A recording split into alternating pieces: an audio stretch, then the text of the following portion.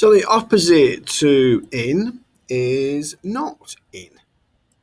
So it works exactly the same way. So I've just created a variable here, which is just a string using the term hello world. Nice, straightforward, 12 easy characters. Now, what we can do is exactly what we did with in, but this time we use not in. So, for example, if I want to find the letter S, now that's not in hello world.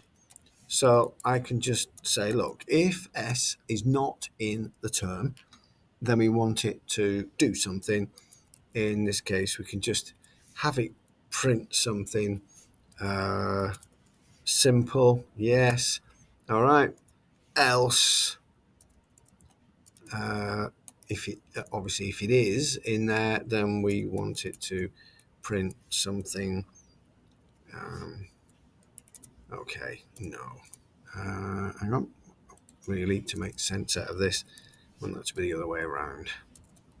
Okay, so if S is not in term, we say no, and if it isn't, then we say yes. So let's run that. And the answer is no, because S is not in hello world.